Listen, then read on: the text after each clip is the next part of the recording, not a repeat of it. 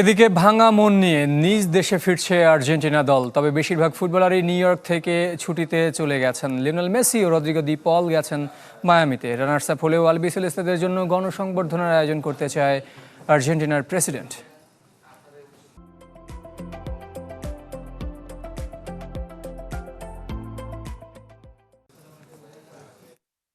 আকাশের রংটা এখন ধূসর, শোকের আবহ আর্জেন্টিনা দলে।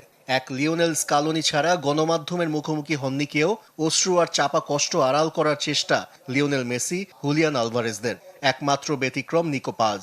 মাঠে নামার সুযোগ পাননি স্পেনে জন্ম নেয় আর্জেন্টাইন, তবে সামাজিক যোগাযোগ মাধ্যমে বার্তা দিয়েছেন। স্পেনকে অভিনন্দন জানানোর পাশাপাশি ট্রফি আবারও আর্জেন্টিনায় ফিরিয়ে আনার প্রতিশ্রুতি দিয়েছেন নিকো পাজ।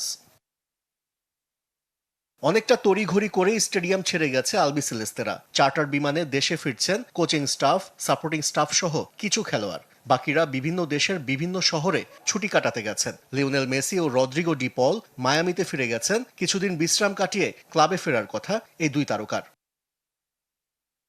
এদিকে আলবিসেলেস্তের ফেরার দিন ছুটি ঘোষণা করেছে দেশটির প্রেসিডেন্ট হাভিয়ার মিলেই। বিশ্বকাপ জিততে না পারলেও এই দলকে সমর্থন দিয়ে যাবার আহ্বান জানিয়েছেন তিনি। শুধু তাই নয়, কোচ ও খেলোয়াড়দের সাথে আলোচনা করে গণসংবর্ধনারও আয়োজন করতে চান আর্জেন্টিনার প্রেসিডেন্ট।